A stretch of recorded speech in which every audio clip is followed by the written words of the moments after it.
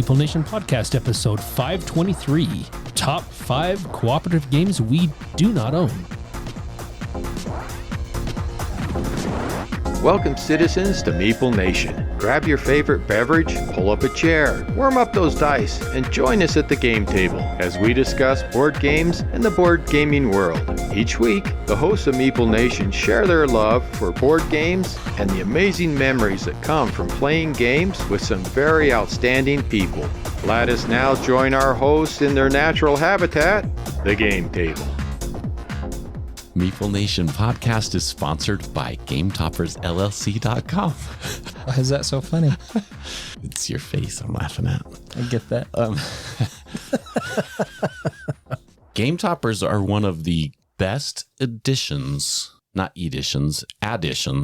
to any game room. Obviously, you've got to have some games to play, but what better place to play them than on top of a beautiful Game Topper from GameToppersLLC.com. Not only that, if you don't have any games to play, what a great excuse to buy games by buying a topper first. You know what? That is a fantastic point. That'll allow you to get more Shadows of Gloom. Shadows of Gloomhaven. Shadows of Gloomhaven. Crossover episode. Shadows of Brimstone. Hey, honey, I just bought a new table. Now I need to go get games to play on it. Is that kind of what we're saying? That's exactly what we're saying. Wow. I don't know if anybody's tried that strategy. If you have, please let us know how that went for you. Success stories 101. We need success stories. Go over to GameToppersLLC.com, check out all of their awesome stuff, and have something sent to your front door to make your day. Absolutely. It will make your day for the rest of the year. Every day. Every game night will be amazing. We are the hosts of Meeple Nation. I'm Nathan Howard.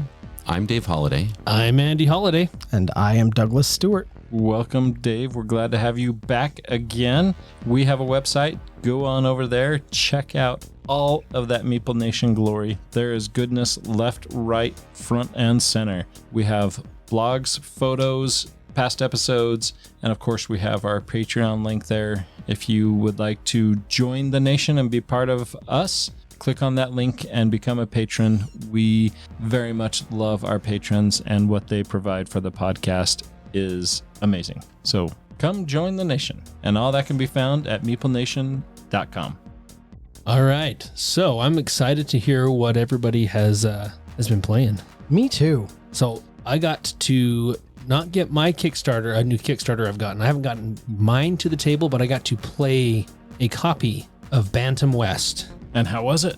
I actually really enjoyed it. It was a lot of fun. So it's a kind of story-driven game. It's kind of a sandbox, Western-themed game. You're given a card, 2 cards. They create a book, like an open book, and it's kind of telling you what your objectives are. Now, the guy that taught us, I don't know if the rule teach was a little chaotic. Was it worse than Gollum? No, not even close to as bad as Golem. But it was a little chaotic, and when we asked, okay, so when does the game end? He said, we just usually play for like 2 hours. So there's no end? There is an end to the game. Okay. It's when you complete, typically it's when you complete all of your goals, or when you hit you can set a certain point threshold as, when you hit this, then the game ends. He didn't have that. We just played for 2 hours. So that was a little weird. Anyway, but there's a lot going on. I mean, there's a ton to do. Multiple boards that you can go to. There's town. There's 4 different wilderness boards that have different weather events that will happen that can cause damage. It can hinder your movement. Lots of different things. You can go fight outlaws. You can gather resources to build your cabin. You can have up to 3 cabins, and everybody's cabin has some sort of asymmetrical ability. You can hunt animals. You can deliver. When you hunt an animal or an outlaw, you get their head, and you can go drop it off at the saloon, and they mount it on the wall for you. All right, an outlaw's head's on the wall? Apparently so, yep. Wow. So that was a little macabre. That was the most macabre part of the whole thing, but And they didn't call it the Wild West for nothing. not for nothing. But then you can get weapons, you can get legendary weapons, you can get a horse, you can get a saddle for your horse. There's just tons of stuff to do. You can invest your money in the bank and watch the interest grow, which is another way to earn notoriety. But the action system's kind of cool. So everybody has 4 action cubes. You're spending a cube to just do one of the actions that are available to you, whether it's moving or performing something, gathering resources. You have skills that you can upgrade when you're mining or when you're getting timber to get for your resource gathering. There's just a lot going on. Richie kind of had mixed feelings about it. Both Dennis and I, so I played with Dennis, Richie, and myself, and then the guy who was teaching it. And Dennis and I had a really lot of fun with it. It was a great game. That sounds like an amazing game. Sounds like the game that I would just love the crud out of. Yeah, it's really fun. Tons of stuff to do. Sounds like a game I will never play with you, Dave. The decision making wasn't that bad. I mean, there's a lot to do. That's good. But the turns are quick. And if you just have your path on what you want to do, it usually goes fairly quick because like, oh, I need wood. So I'm going to go and I'm going to move to a wood location. And then I'm going to spend my next 3 actions trying to cut down wood to get enough wood to either build my cabin or upgrade my lumberjack skill or whatever, right? So the turns are fairly quick. There's not a whole lot of thinking. There were some short turns, or excuse me, some long turns, but usually it was Dennis that was thinking a little bit longer or Yeah, that makes sense. had a lot going on. Yeah, that surprises no one. Well, with there's so much going on the board, there's options aplenty, right? That's true. That's not a surprise. I think I would even probably fall victim to that of what am I doing? If there's too many options, I'm more like a deer in the headlights. And But your that's why your book kind of gives you a direction on what you want to do. And it's that's just good. So I need to get a horse. So to get a horse, I need to get money. So I'm going to go get some wood or I'm going to go mine some silver so I can sell it so I can get money to buy it. So it kind of gives you a direction on what you want to do. So you're not just, okay, we started the game. What the heck am I doing? Yeah. Right. So you do have that direction you get to go on, That's nice. even though it's open world sandbox style, but it was a lot of fun. I had a good time. I'd play it with you, Dave. I'm a huge fan of Western Legends, and this sounds like it has some similar, like those Venn diagrams have a lot in common. Yeah. In fact, And so- the guy that taught us, he said that the people he had played with very much compared it to Western Legends. And he said about half and half liked Western Legends more or Bantam West more. Interesting. Yeah, I'd be really curious to play it. So we'll have to bust that out. So at Andy's house probably 2 weeks ago, Andy and I got the opportunity to revisit a great game. This is one that I'm very much looking forward to playing with my wife. In fact, I wanted to freshen up on the rules so that I could introduce it to my wife. And here's me going into a long without revealing the title What's again. the secret? You bury What's the the lead secret? so I bad. I do, love yeah. it. It's great. But that is Shake This City. Shake That City.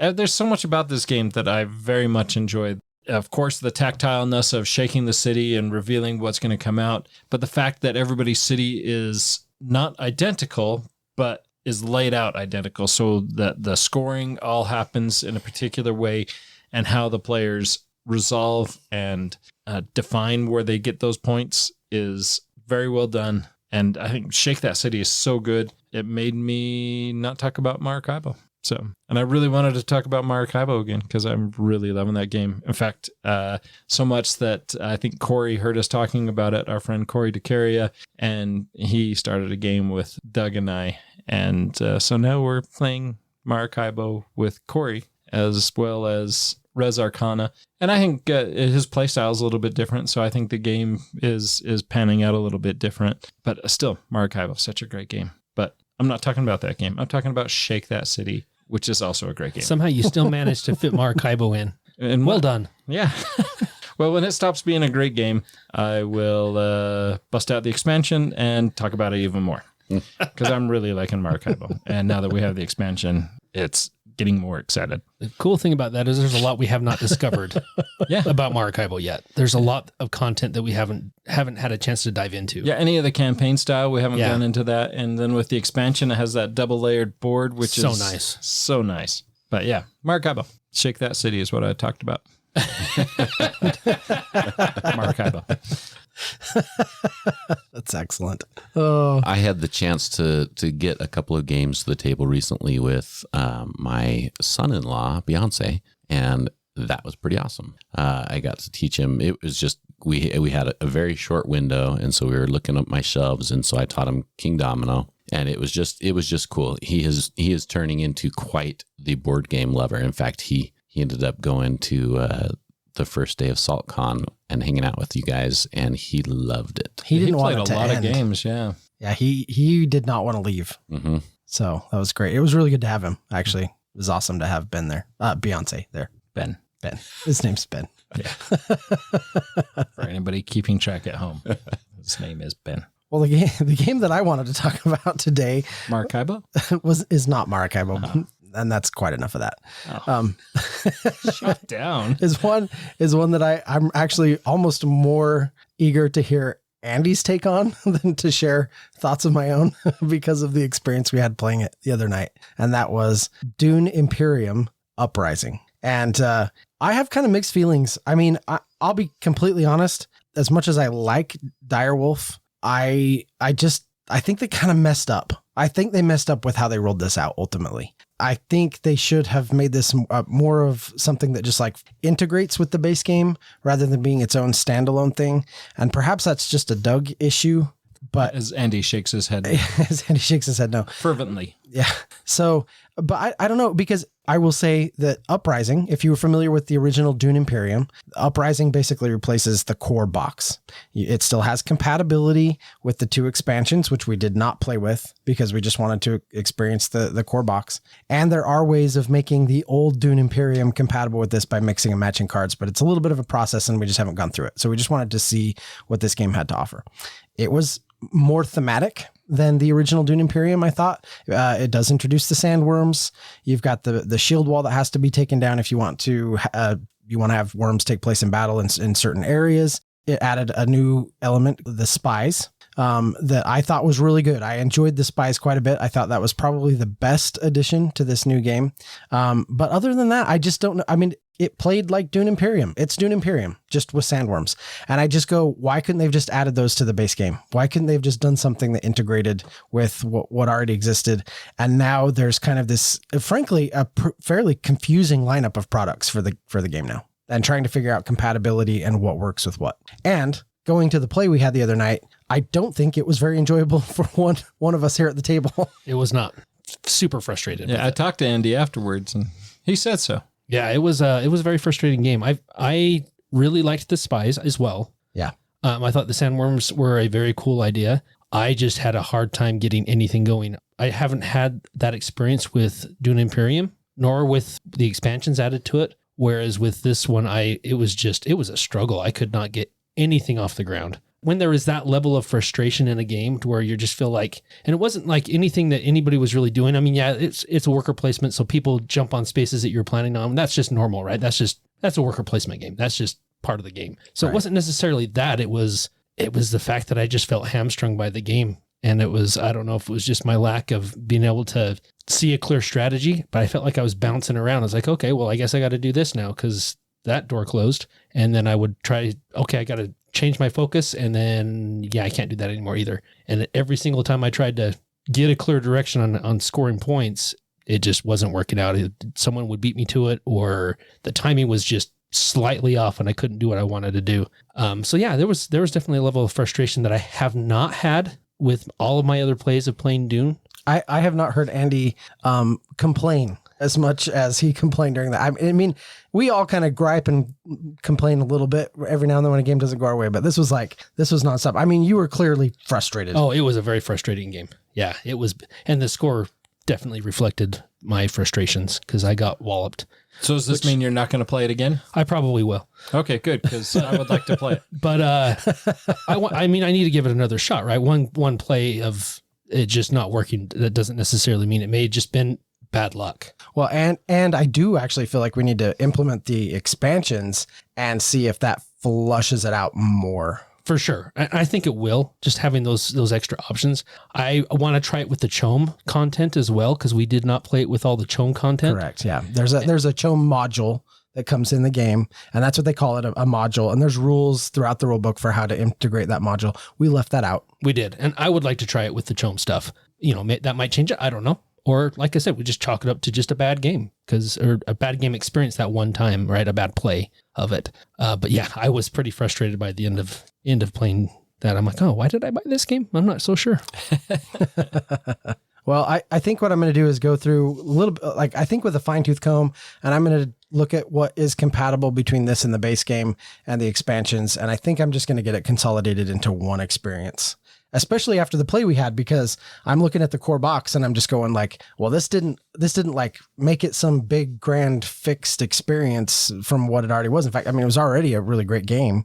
And so to me, I'm almost looking at this as like just additional content for the base game, I think. I think so at this too. point. And again, it's so weird. I just don't know why they did it that way, but It was an whatever. expansion. They couldn't quite figure out how to make it an expansion. Well, it shouldn't Yeah. have been that hard to add spies. It shouldn't have been that hard to add worms, sandworms, or if you want to add the chome stuff. It didn't seem to me like it would be. I mean, yeah, if you just throw those cards in there with the spies, they become far less of a thing if you're just adding them to the main deck of cards, because they're fewer and far between now because you've diluted that the spy cards that are available. So I get that, but that's something that's, once again, could still easily be fixed with a location on the board or something like that, so where you can still get spies on the board without having to play cards. I think they could have maybe done a little bit more to have that integrated a little bit better, but I agree. It felt like playing Dune, just not as fun for me anyway.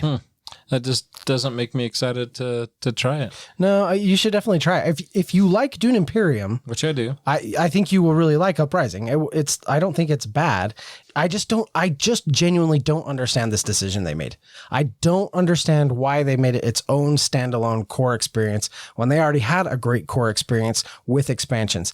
And yes, there's compatibility with everything, but it's it takes a whole page in the rulebook to walk you through like what plays with what and what cards need to be taken out and added in and thrown together. And then you do all that and it's like, well, okay, now I want to go back to playing this other way. Now I got to go through and take all that stuff out and unmix everything and resort it. And also, one thing that bugs me to no end is that they have the really awesome storage solution for Dune Imperium with the expansions. This doesn't fit in it. At all. No, it does not. So not only are you like mixing and matching things, but you're also doing it in and out of different boxes with different components and everything else. It's weird. It's a weird thing. I think you'll like the spies, Nathan, and I think you'll think the Yeah. sandworm aspect of it's really cool. All right. Well, we'll give it a try. I'm just hoping the next expansion that they come up with has a good way of dealing with ties. They already did that. They had a great way. They have a great Wow. card that if you have a tie, you win. But it's even better is if you don't remember that card is there and in your possession until Doug has Until triumphantly. Doug's taking a victory lap. Yeah. And they're like, oh, by the way, I won. Oh. Yeah. And you just hear that steam go. Yeah. As Doug deflates, and I hate tiebreakers. Well, I won the other night. So Well, there you go. Yeah. Good times. It's because I wasn't there. I forget what game we were playing like a week or two ago. And Andy and I tied again. And it was like, okay, what's the tiebreaker? And I just said, it's whatever Andy did. And then And we it read, was? and then we checked the rule book and it 100% was. Yep. Can't tell you how many times that's been happening lately. Hate great. ties. Anyway, Dune Imperium Uprising, verdict's still out. We need to play it some more. We need to throw some content together, add expansions, do some stuff like that. So that's been kind of our preliminary experience with it, and I guess more to come. But All right, let's reach into the mailbag because this one's a little bit interesting. I have some very strong opinions, Yes, you do. and they might be bent a little bit here. House rules can be a rancorous topic in the board game community. Me, very much so. Some are adamantly against them, while others feel like they should be able to modify the game rules if they enhance the gaming experience or fix something that is broken in a game. I am largely against house rules because board game designers may have deliberate reasons for their rules that are not readily apparent to me or my fellow players. This runs a danger of a house rule affecting play balance, which is the crux of fairness and competition. Board games have been play tested in development far more times than we have played them as consumers. So a rule may exist for a reason that we may not have seen in our few dozen plays of the game. I want to come back to that paragraph later. Okay. Continue. In the very rare occasion that I do acquiesce to a house rule, I demand that the decision to play with it be unanimous to all in the game. The board game night host doesn't unilaterally get to make that decision. My question this week, however, regards the general board game house rules that apply to every game, not just the one being played at this moment. For instance, when my wife and I host board game night, we have a general house rule that if player realizes that after their turn is over, that they could have performed an additional action on their turn, they can do so as long as the player whose current turn it is has not taken any action yet. I don't even know that that's really a house rule. That seems like more just common courtesy. Yeah, I mean, We do that all the time. I don't know anybody who doesn't do that, to be totally honest. Not that I'm like putting his like example of a house rule down. I just don't necessarily consider that a house rule. I just feel like that's just good game etiquette. Yeah. And as he goes on, he says this accomplishes two things. It is more forgiving to a new player who is just learning the game. Totally agree. For seasoned player, it punishes analysis paralysis. If you do not want to let the last player fix something after their turn is over, you shouldn't take 10 minutes to perform your first action. We get more compliments than complaints about this general house rule, and we are happy with it. My question to Meeple Nation this week is, do you or your game group have any board game general house rules, and can you please share those rules with Meeple Nation? So the first one I had, and I did have a house rule, but this was a long time ago, is that we couldn't play a game until we'd played every other game. We couldn't go back and play a game again until we'd played every other game that was in my collection. Oh, wow. Yeah, we couldn't do that at all today. But no kidding. The correct pronunciation was coupon and not coupon. Okay. And no country music. Wow. Wow. I thought it was no music with words. And that's what it is now mostly. Except for last week, we did listen to... Yeah, it was refreshing. Yeah. And country music is still loud. So. You guys are going down a rabbit hole, and I think me and the other listeners are just not following. What are you talking about? These are the old time game night 25 years ago rules. Oh, okay. So the music that was played during game night was like a house rule. Yeah. Well, it got to the point where we would play, and if this is when They Might Be Giants was in their prime, and anything They Might Be Giants would come on was complete derail of game night. In fact, the other night when we were listening to music with words here, there was a They Might Be Giants song that came on, and Richie went into song. And I almost turned it right off because I was like, are we playing a game or are you singing? Because we're not doing both. Are we playing this game or are we talking about Particle Man? Yeah. And that's exactly it. And I love it. Everybody says we can concentrate on two things. No, we can't. So maybe we should have a house rule about phones at the table. We should, because somebody needs to tell me to get off my dang phone. Okay, so this brings up kind of an interesting thing for me anyway. I sort of view, when somebody uses the term house rule, I really view that as more of like, how are you changing the way a game plays? Like something that's in the rule book, right?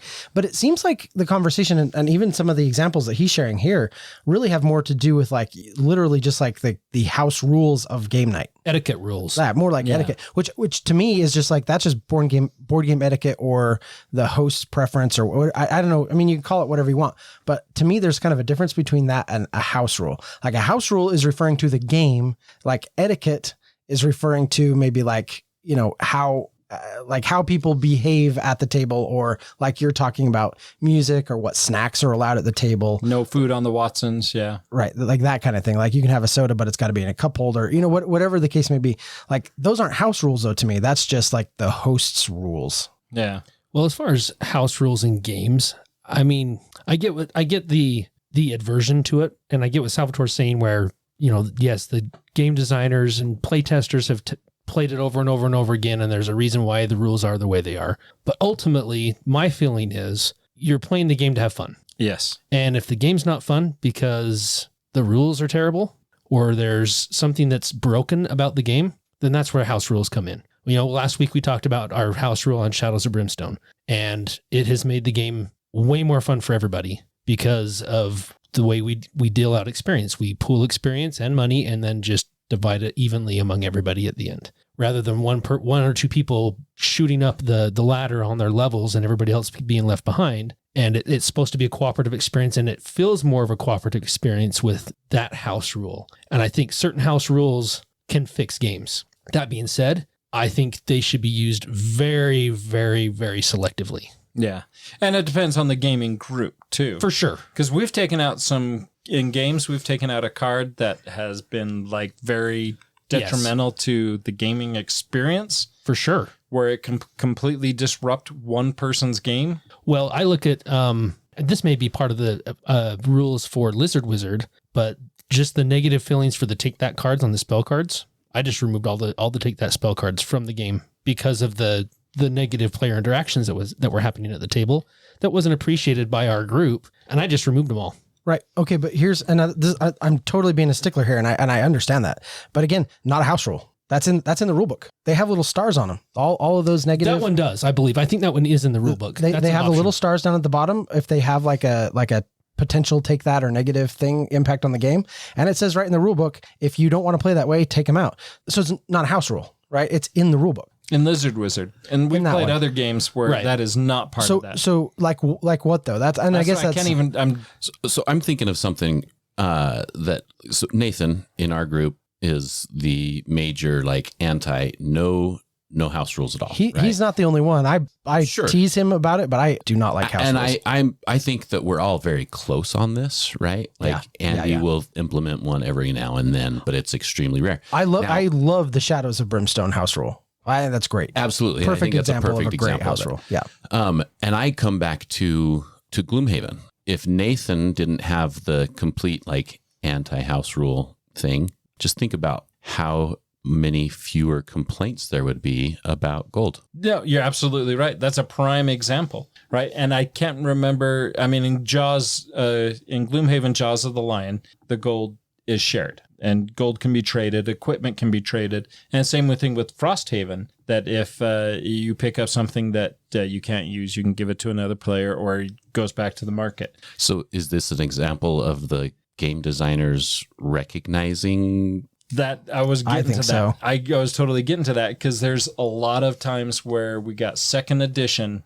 and what is second edition but the first edition with house rules? Yeah, a lot of that's true. I think of Lords of Waterdeep, the quest cards that you give to other players. Yeah, Oh, yeah. I remove those. Oh, do you really? Yep, That's probably better. I completely get rid of them That's probably better, actually. Yeah. because In fact, the first time we played that, I think I played one of those on somebody and they got really mad. yeah, The first time I just, played it's just that take that element that's not appreciated by other players, so they're just gone. I could see that. Another example is Windward.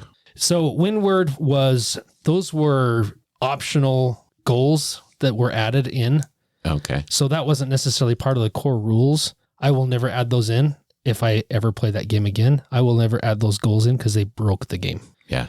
And this is an example where, like, back, Doug, you were saying you wanted to come back to that paragraph, right? Like, how many game designers have a player that will find a way to break the game? Yeah, everybody should play a game with you. Like, For real. for whatever reason, that's something that I often can find That's in your a lot of mutant games. ability. And yeah, I mean, I find like in Windward, right? That was our first play and it didn't take long at all. And I was like, oh, okay, boom. 2 turns. Game over. Yeah. And broken. no game should be able to do that. Right. And then that's not just because I don't like short games. Yeah. I wanted to revisit this paragraph mostly because he says that that they've play tested it in development far more times than we have played it as consumers.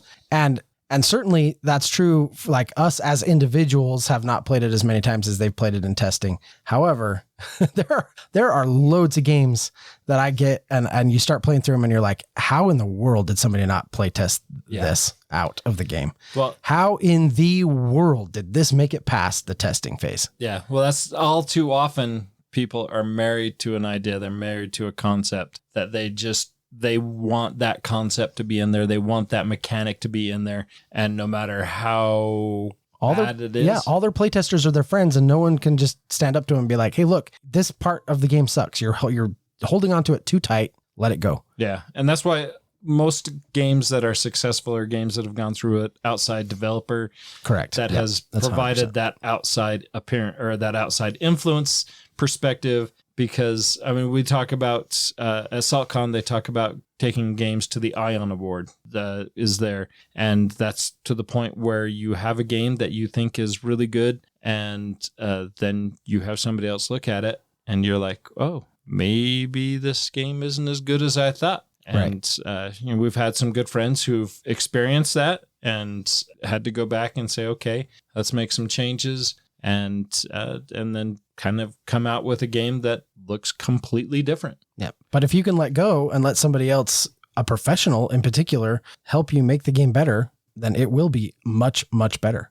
Yeah. So, I guess I think we all want to kind of have this faith that all these games have been through this rigorous development cycle, and house rules should never be used because the developer knows best. But the bottom line is, like, there are things that come through. When you play enough games, you'll see plenty of things that come through, and it's like, no, that's ridiculous. Yeah. Yep. That's why you make it a second edition. Yeah. Put the little rules in a box, Dave. Mm-hmm. Put a little asterisk by it, Doug. Yep. Or just put it at the bottom of the box, Andy. And for all of those that are so adverse to house rules, they'll just buy the second edition copy. Exactly. I have several second editions.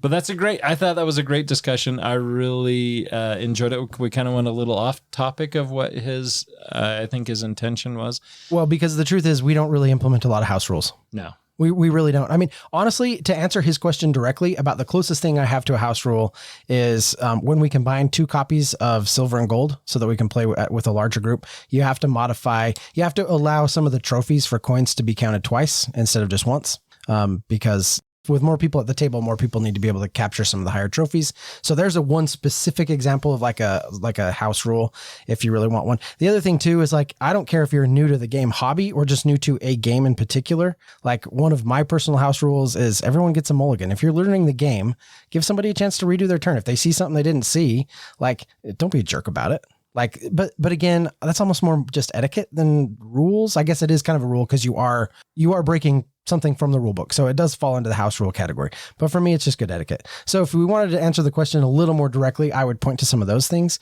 But yeah, we just don't use a lot of house rules. We don't like them. But at the same point, when somebody abuses those rules too, I mean, you can't take every turn back. You can't redo everything. Definitely. No. And I'm notorious for screwing things up. And then we look at our good friend James, who is notorious for screwing things up. But then his take is I'm just going to play a different game than you guys. I'm going to let my dinosaurs eat all of my patrons. So you have to have limitations, right?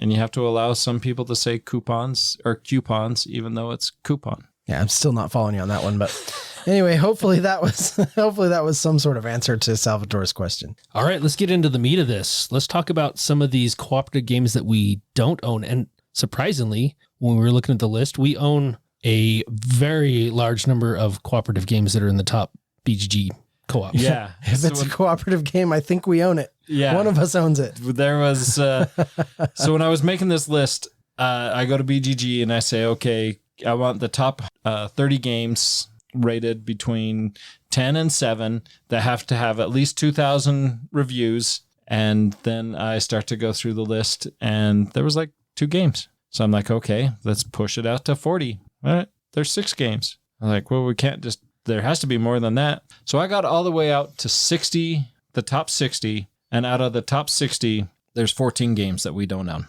Wow. Yeah. So we'll stick to those. Yeah. So our love for cooperative games is different. We all have different tastes and different appeals, but apparently for the mechanic itself, all of us are in unison that we think cooperative games are pretty okay.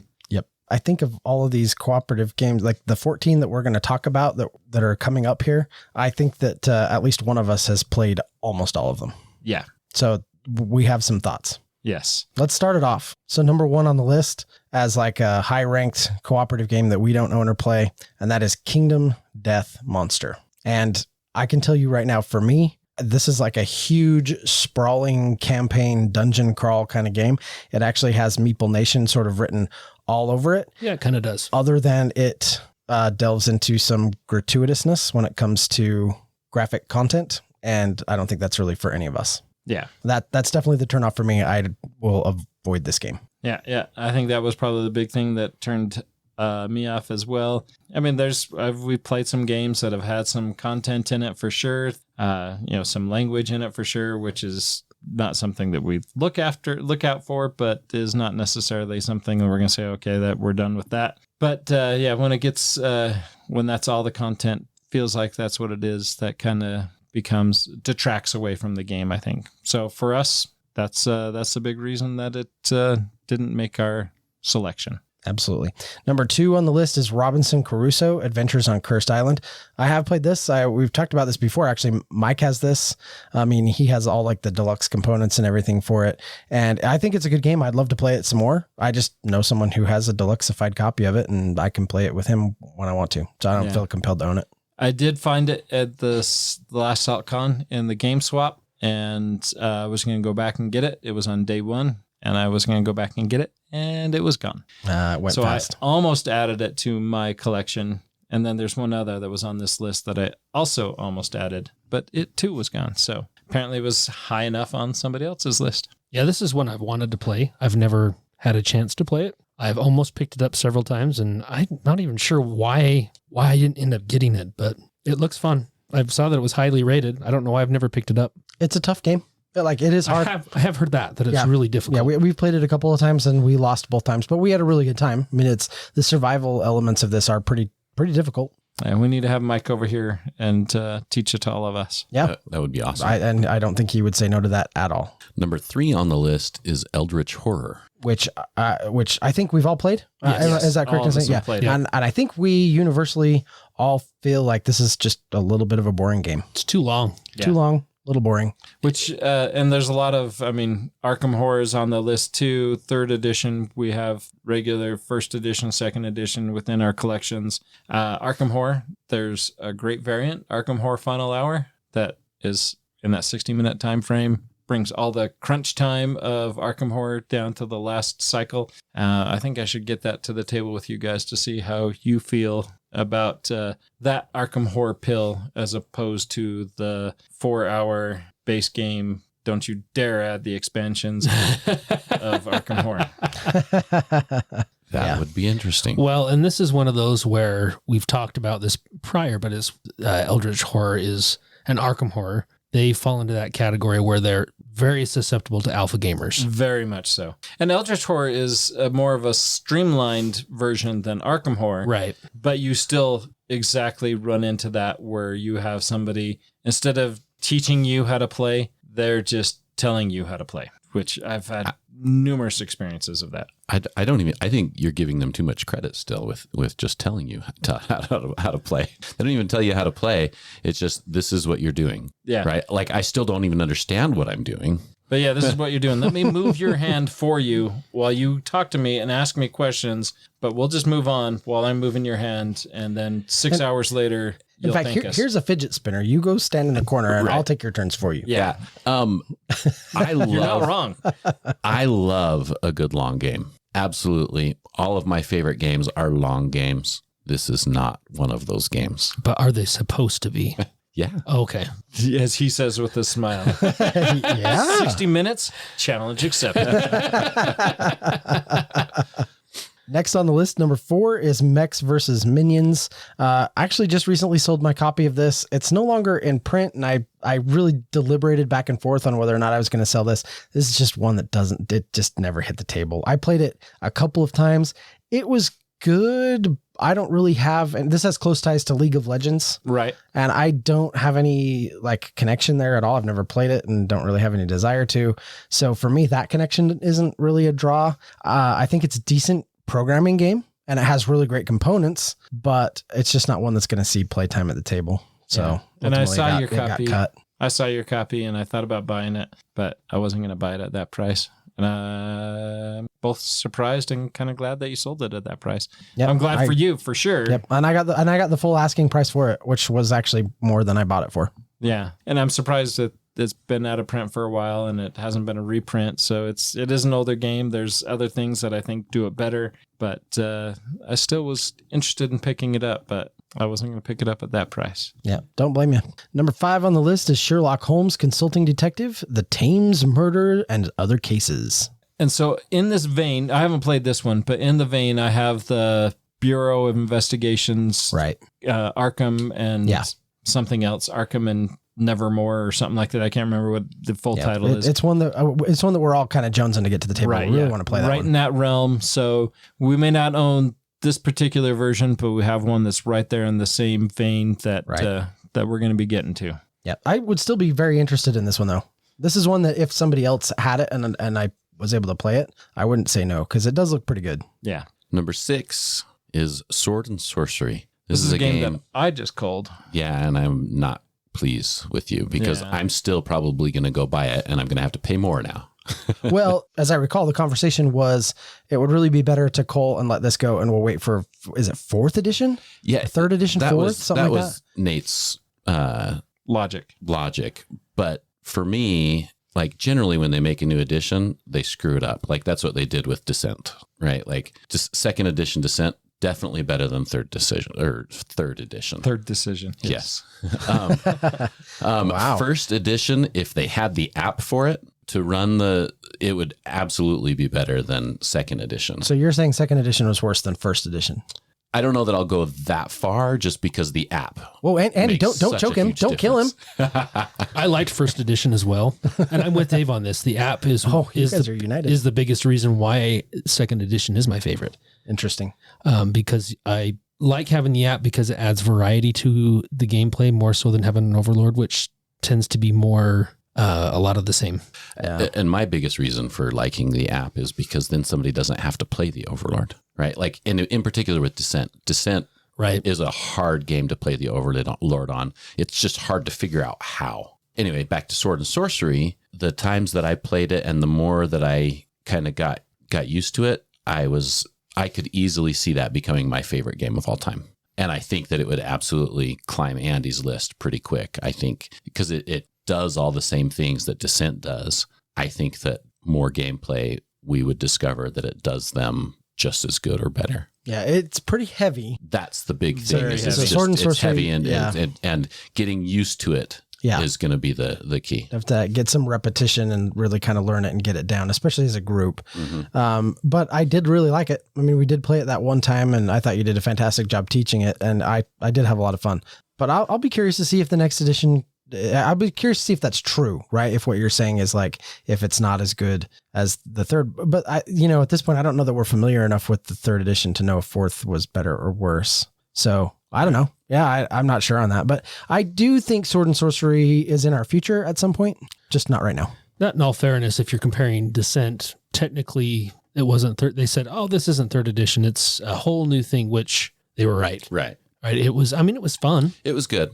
It just wasn't the same. Yeah, and to be clear, and they were very clear about this, that Descent Legends in the Dark, it was not Descent 3rd edition. Right. They were very clear. I mean, that was in their FAQ, right? This is not the 3rd edition of Descent. It's a totally different thing on its own. And it wasn't as good. No, it wasn't. I thoroughly enjoyed it. It wasn't bad. It was very much therapeutic for that day in my life. That's true. We did have actually a ton of fun, but it wasn't the game. It was the conversation and just the voice role playing that went along with it. The role playing that went along with it. Yes. Yeah. Some good times. All right. And that'll take us to number 7, which is Sentinels of the Multiverse. This is one I'm really curious about. I've never played it, and I'm kind of curious to try it, but I have heard mixed things. Yeah. And I've heard some people that, I mean, it's their all-time favorite game, and they'd go on and on and on and gush about it. That almost brought me to nauseam, that I have no desire to play this game whatsoever. Well, so really, maybe someday. Maybe. I mean, I'd give it a try, but I'd have to wear rubber gloves. Okay. Another Arkham horror game. Yeah, number 8, Elder Sign. Elder Sign. I have the app for this. There is an app, and I have it, and I haven't tried to play it yet. I've played Elder Sign. I've heard it's good. Yeah, it is. It's a 90-minute version of kind of the Arkham horror theme. It's not bad. I would play this again. It's a great game. There's a lot of exploration in it, isn't there? Yeah. Like quite a bit of exploration and discovery to be had with this one. Which I think, at least in my opinion, I feel like Arkham Horror doesn't really do well. Arkham Horror kind of made me feel more like Clue, where I'm walking around the board to get to other buildings. Right. Where this is more of a get right to it type feel for me. I would play Elder Sign anytime. This is one I saw at the most recent Game Swap we were at. Oh, did you? For I think it was like for $10 or $15, and I almost bought it. A great pickup for that. Yeah, I almost picked it up, so maybe I should have. Yeah. Oh well. I'll try the app first and then go from there. Yeah. Number 9 on the list, This War of Mine, the board game. This is one that I played the video game, and it's fairly sad. I mean, it's good. It's really good. It's very survival-y, and like the ambiance is really, I mean, it's amazing what they've done to sort of capture and create that, and sort of the sorrow and sadness of the apocalyptic setting that it is. And I always just kind of felt like, I don't know that you could capture that in a board game. And so I never really looked into it. Well, this is the other one that I almost bought at the Game Swap. And, oh, really? Then the thing that really turned me off about it is it's a 1 to 6 player game, 45 to 120 minutes. It's great doable playtime, but community is best at 1. Oh, really? So if it's a 1 to 6 player. Well, so actually after playing the video game, I could see that. Yeah, no, I actually, that does make sense. Yeah. Well, that's, if a game's 1 to 6 and it's best at 1, that's kind of a turn off for me. So that's why I didn't opt for that one. That does make sense. Number 10 on the list is Ghost Stories. I'm actually surprised one of us doesn't own this one. And I've never heard of Ghost Stories till today. Yeah, this is a very well-liked game. This is another one that I have heard is very difficult. It has a weight of 2.91, but that doesn't necessarily, that's right. Complexity rating. Difficult to win. Not necessarily difficult to play, but difficult to win. Yeah. I believe the story, something along the lines of you are like monks, I believe, at a monastery, and it's being sort of attacked by the supernatural or something like that. So it's sort of a base defense kind of game. 60-minute playtime. Yeah. Mm-hmm. That's not bad. You're protecting your village from the incarnations of the Lord of Hell, Wang Fu, or Wu Feng. And his legions of ghosts before they hunt a town and recover the ashes that will allow him to return to life. Ooh, this sounds like Big Trouble in Little China. Now, I'm hoping that I get the right title here, and I'm trying to look it up. I believe, so this was actually redone.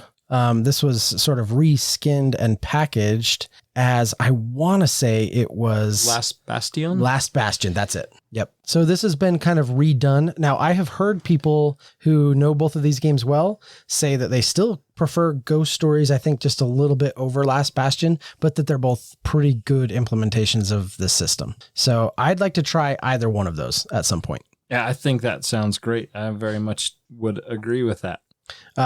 Next on the list is Dark Souls, the board game. I actually thought somebody had this. I've looked at it so many times. Yeah. And have wanted to buy it so many times. I struggle with these like video games brought to board game format. A lot of them are not good. There are some great ones out there, like for sure. That's definitely the case.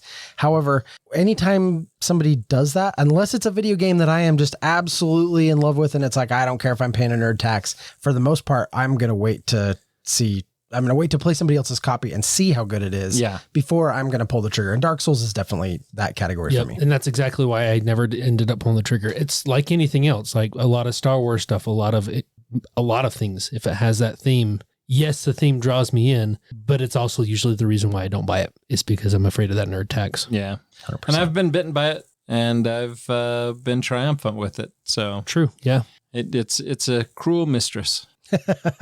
Indeed. And that will take us to number 12, which is actually another one that I'm surprised none of us have played or have on the shelf. And that's just The Lord of the Rings, the game. Yeah. Yeah.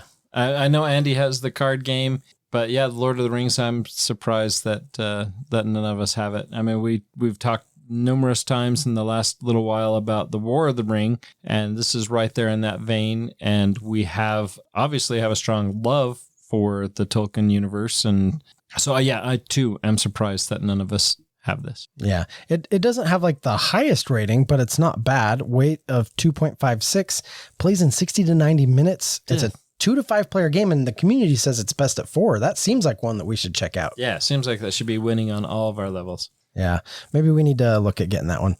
And then number 13 was Arkham Horror 3rd Edition, which we've already talked about and mentioned. And then the last one on our list is one that I just keep waiting. I think Andy's going to do it. I think Andy's going to make number 14 happen. I know I probably will, and I don't want to because it's such a big price tag. So expensive. When have you been afraid of a big price tag? Oh my gosh, Tanaris. That's true. That's true. Yeah, Tanaris Adventures. Oh yeah, I've looked at this so many times, and I have been so close to buying Madara. Yeah, you were saying that right before we started to record too. Yeah, and I want to try it. It looks so good, but it is, it comes with a heavy price tag. Is that because it's full of miniatures? Yes, that's part of it. Full of Full of awesomeness. It is a big, sprawling fantasy dungeon crawl game that has a what's the studio that does all the voice acting? Foreteller, that has like the full Foreteller integration. And the name of Midara, it's a unintentional malum, Act 1. Right. So this is only the first part of what I'm sure will be a multi-series part, which Act 1, but it was 2019 release. Right. Yeah, exactly. Which means Act 2's just got to be right around the corner, right, guys? It's coming soon. So they were designing this. They said, Andy, check. Andy, check. Why didn't Andy buy this So yet? We have true. so many Andy checks. Oh my gosh. Yeah. And it's like, oh, price. Andy didn't check that box yet. They're waiting for working on- you to buy it So they before can they do roll Act out 2? Act 2. Where they, once they get Andy to buy Act 1, Act 2 is in the bag. Oh man, I have so wanted to try this incredibly badly because it looks so good. It does look really good. It does Looking look at some good. It looks pictures like a at fun now. one. Yep. It's one that I'll probably end up picking up. Yeah. Hopefully sometime you'll find it at a game swap or something like that. Right. Give it a little bit less of a jagged pill to swallow. Okay, but here are the encouraging things to say about it, though. It is a weight of 4.11, so heavy game. Right. However, 60-minute playtime? Yeah. That is so That's awesome. palatable. If you can seriously play a game of this in 60 minutes, that's awesome. Also, 1 to 4 players and best at 4. Right. That's awesome. That is awesome. Because there's way too many of these big dungeon crawls. It's like, best at 2, Right. maybe 3. But like if community's saying this is best at 4, that's awesome. Yeah. Contains over 90 hours of content on That's the awesome. narrative side of it. Yeah. Very cool. It is a big, sprawling, amazing looking game that I think we should play. And having the foreteller is nice. That having the narration voice acted is a huge draw, really. Oh, it is. That's a game changer. It really is. Yeah, I believe that 100%. Yep. It totally increases for me anyway, the enjoyment I get out of the game. It's just like having really amazing components. I get a lot of enjoyment having cool components or miniatures on the board. Having that foreteller app where they're telling the story with voice acting. Yeah, Plus, you don't want to have me reading it. that's very true. Well, it's one that if Andy doesn't pull the trigger on someday soon, I will probably eventually have to pull the trigger on it because this is one I want to play. This is on my I do want to play this game at some point list. Well, that's awesome. All right. Well, out of 60, those were the 14 that we don't own. And maybe soon to be 13. That's true. And it was Maybe supposed to even be 12. our top 5 episode, but it was our top 14. Yeah. Well, it just had to be the top 14 because it was such a challenge to get to the top 5. And so I figured I had to keep going. And I could have gone to 70 and probably would have only increased that maybe by 3-4 more games. Yeah, probably. And so it is very obvious that we have a love for cooperative games. It's good to have some cooperative games that we can all work on together. Until next time. We'll see you putting our heads together, getting through that dungeon, and having another amazing cooperative game experience. Thank you for listening and being a part of Meeple Nation. If you would be so kind as to follow, subscribe, share, and rate or review this podcast, it really helps to spread the fun. You can be more involved in supporting the podcast by joining the nation at patreon.com/MeepleNation, or you can find a link at the top of our webpage, meeplenation.com. And while you're there, look at all our extra content. There are links to all our past episodes, a wide variety of blogs, pictures from our Instagram feed, and bios for all the hosts and our awesome bloggers. Follow us on Twitter, Instagram, and Facebook, all under Meeple Nation. If you would like to chat with the hosts or other members of the nation, you can join our Facebook group, Meeple Nation Off Air. We hope to see you again at a game night, a con, or maybe a suspense-driven evening of Werewolf. Thank you for listening and supporting Meeple Nation, and stay tuned for next week's episode. Thank you so much for listening. We very much want to thank our patrons who help keep the podcast running. I personally want to thank my co-hosts for all the help they provide with both content here on the podcast, in addition to what we have available on our website. Without them, the podcast would not happen.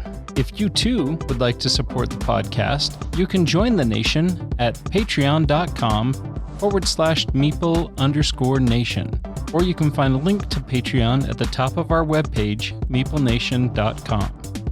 If you have any questions, comments, or games you feel should be on our radar, you can always reach us at meeplenation@gmail.com. We can't wait to hear from you. I am grateful to Doug and Andy who helped me edit episodes, and I want to thank James and Kim Clark who do the editing on our blogs and on our webpage, which can be found at meeplenation.com. We want to thank Brain Detergent for our music. If you want to find more from him, you can follow his links that can be found on our webpage, or simply search for Brain Detergent on YouTube to find more of his tracks. Thank you again for listening and being part of the Meeple Nation community.